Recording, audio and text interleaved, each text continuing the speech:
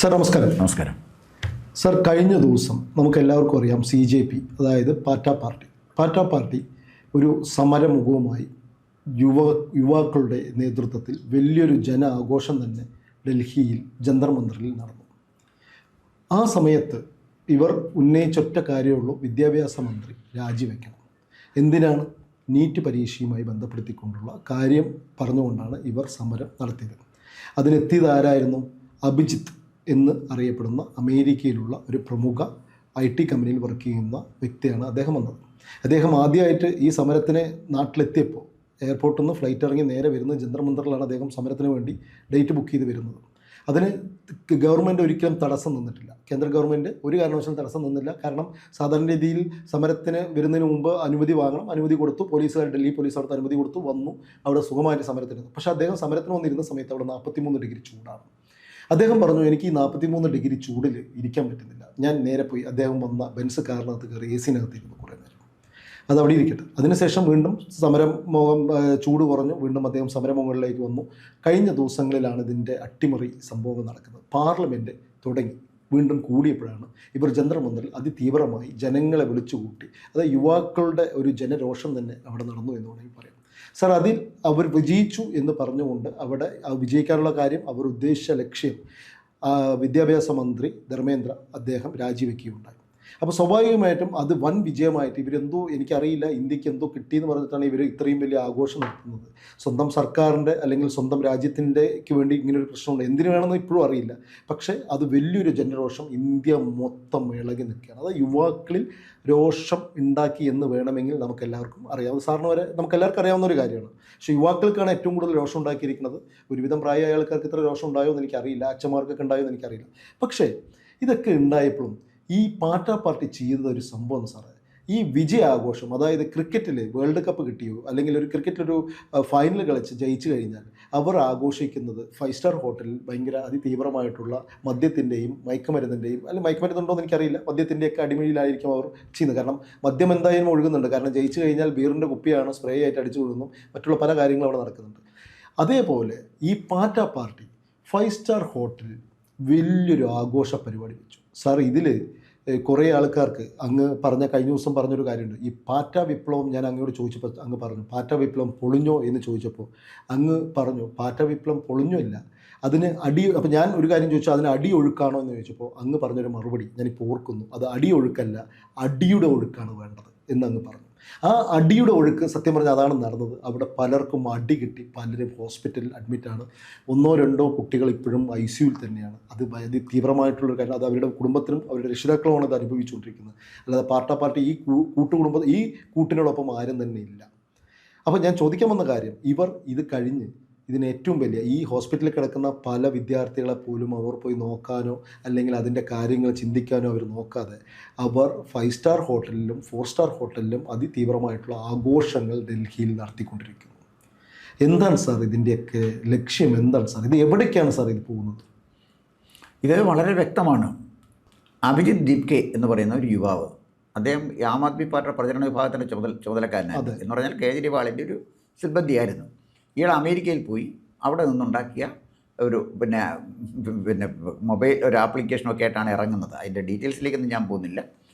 കൃത്യമായിട്ട് അത് ആർട്ടിഫിഷ്യൽ ഇൻ്റലിജൻസിൻ്റെ സഹായത്തോടെ ഗവൺമെൻറ്റിനെതിരെ ചിന്തിക്കുന്ന ആളുകളെ, പ്രത്യേകിച്ച് യുവാക്കളെ അവിടെ കൊണ്ടുവരാൻ അയാൾക്ക് കഴിഞ്ഞു. അഭിജിത്തിന് കഴിഞ്ഞു. അതൊരു ഫാക്റ്റാണ്. അതിൽ കഴിഞ്ഞതിൻ്റെ കാര്യം എന്താണെന്ന് വെച്ചാൽ, ഈ ധർമ്മേന്ദ്ര പ്രധാൻ രാജിവെക്കാതിരുന്നത് കൊണ്ടാണ്. ധർമ്മേന്ദ്ര പ്രധാൻ രാജിവെക്കാതിരുന്നത് തെറ്റാണെന്ന് എത്രയോ പ്രാവശ്യം ഈ ചാനലിൽ ഞാൻ തന്നെ പറഞ്ഞിട്ടുണ്ട്. ഞാനും ആവശ്യപ്പെടുന്നു ധർമ്മേന്ദ്ര പ്രധാൻ രാജിവെക്കണം എന്നാണ്. കാരണം ക്വസ്റ്റ്യൻ പേപ്പർ ചോർന്നതിൻ്റെ ഉത്തരവാദിത്വം വിദ്യാഭ്യാസ മന്ത്രിക്കുണ്ട്. അതിൻ്റെ മോറൽ റെസ്പോൺസിബിലിറ്റി ഏറ്റെടുക്കണമെന്നാണ് പറഞ്ഞത്. അതൊരു മര്യാദയാണ്. ആ മര്യാദ കാണിക്കാതിരുന്നത് കൊണ്ടാണ് ഇത് പറ്റിയത്. ഇപ്പം തന്നെ BJP കാണിച്ചൊരു മണ്ടത്തരം. അദ്ദേഹം കഴിഞ്ഞ ദിവസം പാർലമെൻറ്റിൽ വന്നപ്പോൾ തൊപ്പിയും മാലയും അദ്ദേഹത്തിനെ സ്വീകരിച്ചു. അതൊന്നും ഒരിക്കലും ചെയ്യാൻ പാടില്ല. അദ്ദേഹം കാർഗിലിൽ പോയി യുദ്ധം ജയിച്ചു വന്നു. എന്താ ചെയ്തത്? അദ്ദേഹം വന്നത് ക്വസ്റ്റ്യൻ പേപ്പർ ചോർന്നതിനകത്ത് ജനരോഷം കൊണ്ട് രാജിവെച്ച് തുന്നം പാടിപ്പോയ ഒരാളിനെ തൊപ്പി വെച്ചാലും മാലയിട്ടാലും അതിൻ്റെ പ്രശ്നം പരിഹരിക്കും. അപ്പോൾ അവക്കുമായിട്ടാണ് BJP അതിനെ സമീപിച്ചതെന്നാണ് എൻ്റെ വ്യക്തിപരമായൊരു അഭിപ്രായം. പിന്നെ ഇവിടേക്ക് കടന്നു വന്നാൽ ഇവരെ സ്പോൺസർ ചെയ്താരാണ്? ഇവരിപ്പോൾ 5 സ്റ്റാർ ഹോട്ടലിൽ ആഘോഷിച്ചു എന്നല്ലേ പറഞ്ഞത്? അവർ 5 സ്റ്റാർ ഹോട്ടലിൽ ആഘോഷിക്കും.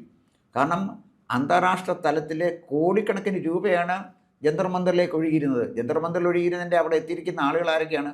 ഒന്ന് ഇസ്ലാമിസ്റ്റുകൾ, അവരല്ലേ ഉമർ ഖാലിദിനെ പുറത്തു വിടണമെന്ന് പറഞ്ഞത്.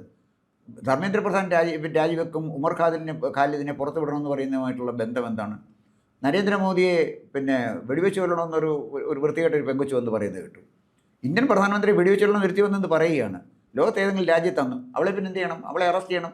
ഇത്തരം മുദ്രാവാക്യങ്ങളുമായിട്ട് ജന്തർ മന്ദിറിലെ നിയമം കയ്യിലെടുത്ത ആളുകൾക്കെതിരെ പെല്ലറ്റ് ഉപയോഗിച്ചു. അതിനെന്താ തെറ്റെന്താ? കോൺഗ്രസ് അതിന് കരയുകയാണ്. എന്തിനാണ് കോൺഗ്രസ് കരയുന്നത്? ഇന്ദിരാഗാന്ധി കൊല്ലപ്പെട്ടപ്പോൾ 1984 3500 സിഖുകാരെ കൂട്ടക്കൊല ചെയ്തതിൻ്റെ രക്തക്കറ ഇന്നും കോൺഗ്രസിൻ്റെ കയ്യിൽ നിന്ന് മാറിയിട്ടില്ല. ഡൽഹിയിൽ മാത്രം കാര്യം ഞാനീ പറയുന്നത്. സ്കൂട്ടറിൻ്റെ ടയർ പെട്രോളിൽ മുക്കി കഴുത്തിലിട്ട് തീ വെച്ച് കൊന്ന ക്രൂരത നടത്തിയ പാരമ്പര്യമുള്ള കോൺഗ്രസ് പറയുകയാണ് പെല്ലറ്റ് ഉപയോഗിക്കാൻ പറ്റത്തില്ല. ചന്ദനത്തോപ്പിൽ കേരളത്തിൽ ആദ്യം വെടിവെപ്പ് നടത്തിയാരാണ്? CPM അല്ലേ, അല്ലെങ്കിൽ കമ്മ്യൂണിസ്റ്റ് പാർട്ടിയല്ലേ? കമ്മ്യൂണിസ്റ്റ് പാർട്ടി നേതാക്കന്മാർ പറയുന്നു വെടിവെക്കാൻ പറ്റത്തില്ല. ആൾക്കൂട്ടം വന്നാൽ വെടിവെക്കണം. ഞാൻ പറഞ്ഞത് ഇത് അതൊരു അരാജകത്വത്തിലേക്ക് കാര്യം നീങ്ങുകയാണ്. അതാണ് ഞാനീ പറഞ്ഞത്. ആയിക്കോട്ടെ സാർ, അങ്ങ് പറയണത് അപ്പോൾ ഇവരൊക്കെ ഇത് ചെയ്തപ്പോൾ ഇവർ 5 സ്റ്റാർ ഹോട്ടലിൽ ആഘോഷിക്കാം എന്നാണ് നിങ്ങൾ പറയുന്നത്? അല്ല, ഞാൻ അതാണ് പറഞ്ഞത്. ഇതിനെ സ്പോൺസർ ചെയ്ത ആരാണ് രതീഷേ? ഇതിനെ സ്പോൺസർ ചെയ്തത് കത്തോലിക്ക സഭയിലെ ഒരു വിഭാഗം ഇവാഞ്ചലിസ്റ്റുകൾ. കത്തോലിക്ക സഭയിലെ അച്ഛന്മാർക്ക് ഇവിടെ കാര്യം എന്തായിരുന്നു? വേറെ സഭയിൽ നിന്നും ആരും വന്നില്ല. 2-3 കത്തനാരന്മാർ അവിടെ എല്ലാം കറങ്ങി കിടക്കുന്നത് കണ്ടു. അവർ കത്തനാരന്മാർ സ്പോൺസർ ചെയ്തിട്ടുണ്ട്. പറയാതിരിക്കാനൊക്കെ ഒന്ന് എങ്ങനെയാണ്? കത്തനാർ സ്പോൺസർ ചെയ്തെന്ന് പറയും, മൗലവി സ്പോൺസർ ചെയ്താലും മൗലവി സ്പോൺസർ ചെയ്തെന്ന് പറയും. അതുപോലെ തന്നെ പൊളിറ്റിക്കൽ ഇസ്ലാമിൻ്റെ ചില വിഭാഗം ആളുകൾ ഇതിനെ സ്പോൺസർ ചെയ്തിട്ടുണ്ട്. അമേരിക്കൻ ഡീപ് സ്റ്റേറ്റ് ഇതിനെ സ്പോൺസർ ചെയ്തിട്ടുണ്ട്. അത് നമ്മൾ നേരത്തെ തന്നെ പറഞ്ഞാണല്ലോ, ബംഗ്ലാദേശിൽ ഒരു കലാപം ഉണ്ടാക്കി ഭരണമാറ്റം നടത്തിയതുപോലെ വളരെ വേഗം ഇന്ത്യയിൽ ഒരു ഭരണമാറ്റം നടത്താമെന്നാണ് വിചാരിച്ചത്. അവിടെ ഗവൺമെൻറ് പറ്റി ഇവിടെ തെറ്റെവിടെന്നറിയാം. ഈ അഭിജിത് ദീപ്കയ്ക്കെതിരെ ചിന്തിക്കുന്ന വലിയൊരു വിഭാഗം ആളുകൾ ഇന്ത്യയിലുണ്ട്. ഈ സമരം അടിച്ചമർത്തണമെന്ന് ആഗ്രഹിക്കുന്ന ഒരു വിഭാഗം ജനങ്ങളുണ്ട്. അവരുടെ വർത്തമാനം ആരും കേട്ടില്ലേ? അവർക്ക് ഇവിടെ അഭിപ്രായമില്ലേ? ജോൺ ബ്രിട്ടാസും AA റഹീമും പറയുന്നത് അവരുടെ പാർട്ടിയുടെ നയമല്ലേ പറയുന്നത്? അവർക്കെന്ത് ജനപിന്തുണയുള്ളത്? ഇപ്പോൾ ഇന്നാളെ കഴിഞ്ഞ ദിവസം വന്ന് നമ്മുടെ റഹീം പറയുന്നത് കേട്ടു. റഹീം നല്ല തന്നെ അദ്ദേഹം ഇടയ്ക്കിടയ്ക്ക് വരണമെന്ന് ആഗ്രഹിക്കുന്നത്. കാരണം എന്തെങ്കിലും ടെൻഷൻ ഉണ്ടെങ്കിൽ മാറി ചിരിക്കാൻ മതി. അദ്ദേഹം പറഞ്ഞ അദ്ദേഹമാണ് ഇത് ജയിപ്പിച്ചതെന്ന്. ഞങ്ങൾ വന്നപ്പോഴാണ് ഇത് ജയിച്ചതെന്ന്. കേരളത്തിൽ തോറ്റു തുന്നമ്പാടി നിൽക്കുക, അവിടെ പോയി ഡൽഹി ജയിപ്പിച്ചത്. അപ്പോൾ ഇങ്ങനെയൊക്കെയുള്ള കുറേ ആളുകളാണ് അവിടെ ഈ സമരത്തിൻ്റെ പിന്നിലുള്ളത്. ഇതല്ല, ഇന്ത്യയിലെ ജനങ്ങളല്ല ചിന്തിക്കുന്നവരില്ലേ? ഇത് 5 സ്റ്റാർ ഹോട്ടലിൽ ഇവരിത് ആഘോഷിച്ചതിൻ്റെ കാരണം സമ്പന്നന്മാരായ സ്പോൺസർ ചെയ്യപ്പെട്ട ഒരു സമരമാണ് അവിടെ നടന്നത്. വിദ്യാഭ്യാസ മന്ത്രി രാജിവെക്കണമെന്നുള്ളത് വേറെ കാര്യമാണ്. അത് രാജിവെക്കണം എന്നുള്ളത് തന്നെയാണ് ഇന്ത്യയിലെ പൊതുസമൂഹത്തിൻ്റെ അഭിപ്രായം. ശരി സാറേ, ആയിക്കോട്ടെ. ഞാനപ്പോൾ അങ്ങനെയാണെങ്കിൽ ഇവർ ഇപ്പോൾ ആഘോഷിച്ചോട്ടെ, അവിടെ ഹോസ്പിറ്റലിൽ കിടക്കുന്നവർ കിടക്കുന്നുണ്ട്, അവർ വേദന അനുഭവിക്കട്ടെ. ഞാൻ ചോദിക്കുന്നത്, ശരിക്കും പറഞ്ഞാൽ BJPയിൽ അമിത്ഷായ്ക്കും നമ്മളുടെ മോദിജിക്കും അടി തെറ്റിയോ? അമിത്ഷായ്ക്ക് അടി തെറ്റിയെന്ന് ഞാൻ പറയില്ല. അമിത്ഷായ്ക്ക് കാൽക്കുലേഷൻസ് പിഴച്ചു എന്ന് തന്നെയാണ് എൻ്റെ വിശ്വാസം. കാരണം ഈ സമരം കൈകാര്യം ചെയ്ത രീതി ഒട്ടും ആശാസ്യമല്ലായിരുന്നു. ഇത് തെറ്റായ രീതിയായിരുന്നു. ധർമ്മേന്ദ്ര പ്രധാൻ രാജിവെക്കണമെന്ന് നരേന്ദ്രമോദി പറയണമെന്ന് അദ്ദേഹത്തിൻ്റെ ക്യാബിനറ്റിലെ ഒരു അംഗമാണ്. അത് രാജിവെപ്പിക്കേണ്ട ഒരു ഉത്തരവാദിത്വം നരേന്ദ്രമോദിക്കുണ്ടായിരുന്നു. മറ്റൊരു കാര്യം ശ്രദ്ധിക്കേണ്ട എവിടെ നിന്നറിയാം? യുവാക്കൾ നരേന്ദ്രമോദിയിൽ അർപ്പിച്ചിരുന്ന വിശ്വാസത്തിന് ഭംഗം സംഭവിച്ചു. BJP ആദ്യം മനസ്സിലാക്കേണ്ട കാര്യം, അടിവരയിട്ട് ഞാൻ പറയുകയാണ്, ഇന്ത്യയിലെ യുവജനത നരേന്ദ്രമോദിയിൽ അർപ്പിച്ചിരുന്ന വിശ്വാസത്തിന് ഭംഗം സംഭവിക്കാൻ കാരണം അവരെ ഹാരമണിയിച്ച് തൊപ്പി വെച്ച് സ്വീകരിച്ച ധർമ്മേന്ദ്ര പ്രധാൻ്റെ പിടിപ്പുകേടാണ്. തീർച്ചയായിട്ടും അതിന് സംശയിക്കേണ്ട കാര്യമൊന്നുമില്ല. അല്ല, അതിനെ ഇതൊന്നും മൂടിവെക്കാനും നോക്കത്തില്ല. പാർലമെൻറ്റിൽ ഭൂരിപക്ഷം ഉണ്ടായി എന്ന് പറഞ്ഞുകൊണ്ടൊന്നും അത് മൂടിവെക്കാനൊന്നും പറ്റില്ല. അതേസമയം ഇപ്പം ചെയ്ത കാര്യമില്ലയോ, നാഷണൽ ടെസ്റ്റിംഗ് ഏജൻസിക്കെതിരെ അന്വേഷണം വരുന്നു. എങ്ങനെ ഫൂൾ പ്രൂഫായിട്ട് മത്സര പരീക്ഷ നടത്താം എന്നുള്ളതിനെക്കുറിച്ച് പഠിച്ച് റിപ്പോർട്ട് കൊടുക്കാനായിട്ട് സോമനാഥൻ, നന്ദൻ നിലേക്കനി എല്ലാം ചേർന്നൊരു കമ്മിറ്റിയെ ചുമതലപ്പെടുത്തി. ഇതൊക്കെ ഈ ചോദ്യ പേപ്പർ ചോർന്നപ്പോൾ നരേന്ദ്രമോദി ചെയ്തിരുന്നു എങ്കിൽ നരേന്ദ്രമോദിയുടെ പ്രശസ്തി എവിടെ എത്തുമായിരുന്നു അറിയാം? കാലം തെറ്റി വന്ന വിവേകമാണ് BJPക്ക് ഇക്കാര്യത്തിൽ സംഭവം. അങ്ങ് പറഞ്ഞു കാലം തെറ്റി വന്ന വിവേകം എന്ന് പറഞ്ഞു. അപ്പോൾ അതിൻ്റെ പിന്നിൽ ഈ BJPക്കകത്തുള്ള ആരോ തന്നെയല്ലേ മോദിജിക്കും അല്ലെങ്കിൽ അമിത്ഷയ്ക്കും ചെവിയിൽ ഊതി കൊടുത്തിട്ടുണ്ടാകുക? ഒരു പക്ഷേ ഭാരതീയ ജനതാ പാർട്ടിയുടെ തിങ്ക് ടാങ്കിലുണ്ടായ അവർക്കുണ്ടായ ഒരു അപജയം തന്നെയാണ് ഇതിലേക്ക് നയിച്ചത്. അതായത് പിണറായിക്കുണ്ടായ ഒരു പരാജയം പോലെ. പിണറായി പറഞ്ഞു 110 സീറ്റിൽ ജയിക്കുമെന്ന് പറഞ്ഞ് ആരോ പറഞ്ഞു കൊടുത്തു, കുറച്ച് ഗവൺമെൻറ് സ്റ്റാഫുകൾ പറഞ്ഞ് ഊതി കൊടുത്തു. അതേപോലെ അവിടെയും ഇത് സംഭവിച്ചു. ഈ പാർട്ടികൾ ഓടിപ്പോവും, പറന്നു പോകും എന്ന് വിചാരിച്ചു. പക്ഷേ അവർ ഉദ്ദേശിച്ച രീതിയിലല്ല അവിടെ നടന്നത്. അല്ല, പിണറായിക്ക് സംഭവിച്ചത് വേറെ കാര്യം. ഞാനൊരു എക്സാമ്പിൾ പറഞ്ഞതല്ല. അത് ശരിയാണ്. അല്ല, അവിടെ സംഭവിച്ചത് ഈ ഗവൺമെൻറ് 2014 അധികാരത്തിൽ വന്ന കാലം തൊട്ട് ഈ ഗവൺമെൻറ്റിനെ കൃത്യമായ ഉപദേശങ്ങൾ കൊടുക്കുന്നൊരു തിങ്ക് ടാങ്ക് ഉണ്ട്.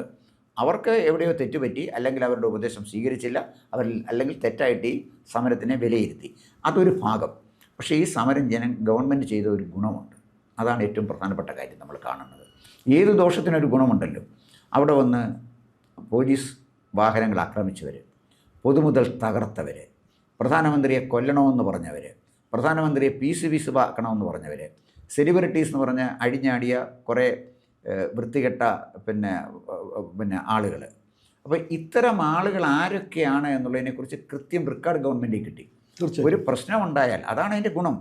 ഇന്ത്യയിലെ ഏതെല്ലാം ഭാഗത്ത് അരാജകവാദികളുണ്ട്, ഏതെല്ലാം ഭാഗത്ത് ഒരു ഇഷ്യൂ വന്നാൽ രാജ്യത്തെ തകർക്കാൻ നിൽക്കുന്ന പൊളിറ്റിക്കൽ ഇസ്ലാമിൻ്റെ വക്താക്കളുണ്ട്, എവിടെ നിന്നെല്ലാം ഇവാഞ്ചലിസ്റ്റുകൾക്ക് ഇത് ഓപ്പറേറ്റ് ചെയ്യാൻ കഴിയും, അത് കൃത്യമായി ഗവൺമെൻറ്റിന് കിട്ടി.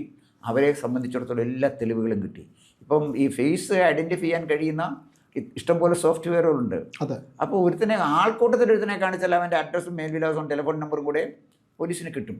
അതുകൊണ്ടുണ്ടായ ഗുണം എന്താണെന്ന് ചോദിച്ചാൽ, നമ്മുടെ രാജ്യത്തെ തകർക്കാൻ ശ്രമിക്കുന്ന നിക്ഷിപ്ത താല്പര്യക്കാരുടെ ഗൂഢശക്തികളുടെ ആയുധമായി മാറുന്ന ആരൊക്കെയുണ്ട്, അവരിൽ എത്ര യുവാക്കളുണ്ട്, അല്ലാത്തവരെത്ര പേരുണ്ട്. ഇപ്പം യുവാക്കൾക്കെതിരായിട്ടുള്ള കേസ് പിൻവലിക്കുന്നത് നമുക്ക് മനസ്സിലാക്കാം. ക്രിമിനൽസ് അതിനകത്തുണ്ട്, കൊടും ക്രിമിനൽസ് അതിനകത്തുണ്ട്.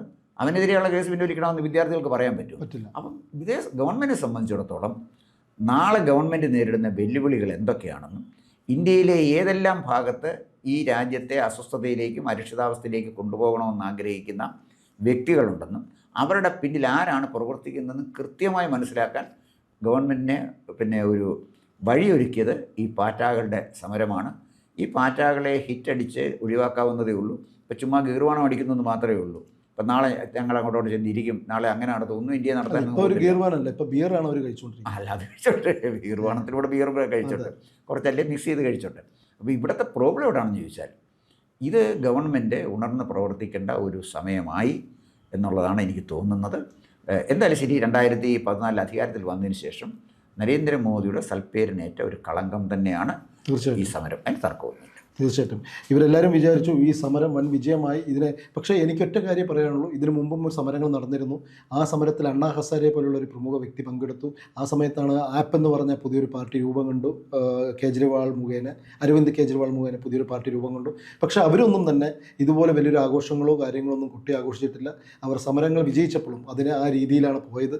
അണ്ണാ ഹസാരെ അന്നും പറഞ്ഞു അരവിന്ദ് കെജ്രിവാളോട്, നിങ്ങൾ പോകുന്നത് അഴുക്ക് ചാലിലേക്കാണ്, അതിൽ പോകാതിരിക്കൂ എന്നാണ് അദ്ദേഹം പറഞ്ഞിട്ടുള്ളൂ. ഇപ്പോഴും CJPയോട് പറഞ്ഞിരിക്കുന്നതും, നിങ്ങൾ അഴുക്ക് ചാലിലേക്ക് കാലെടുത്ത് വെക്കരുത്, നിങ്ങൾ തെറ്റ് കണ്ടാൽ അവിടെ സമരം ചെയ്യൂ, അത് മുന്നോട്ട് പോകുന്നതാണ്. പക്ഷേ അതൊക്കെ സമരം ചെയ്യണം. പക്ഷേ യുവാക്കൾ നേരെ മദ്യത്തിനും മയക്കുമരുന്നിനും അടിമയാകാതെ അത് കൃത്യമായിട്ട് ഉപയോഗിച്ച് കഴിഞ്ഞാൽ എല്ലാം നന്നായിരിക്കും. കാരണം ഈ CJPയെ കണ്ട് ഒരുപാട് യുവാക്കൾ ഇതിലേക്ക് മാറിയിട്ടുണ്ട്. തീർച്ചയായിട്ടും അവർ എന്തിനും പ്രതിരോധിക്കാം എന്ന് പറഞ്ഞ് മുന്നോട്ട് വന്നിരിക്കുകയാണ്. ആ പ്രതിരോധം കഴിഞ്ഞ് ആ വിജയാഘോഷം മദ്യത്തിൻ്റെയും മയക്കുമരുന്നിൻ്റെ അടിമയിൽ പോകാതിരിക്കട്ടെ എന്ന് പറഞ്ഞുകൊണ്ട് നമുക്ക് നിർത്താം. കൂടുതൽ വാർത്തകളും വിശേഷങ്ങളും നേരിട്ട് ലഭിക്കാൻ ജനങ്ങളിൽ നിന്ന് ജനങ്ങളിലേക്ക് ജനഭൂമി ന്യൂസ് സബ്സ്ക്രൈബ് ചെയ്യൂ. ബെൽ ബട്ടൺ അമർത്താനും മറക്കരുത്.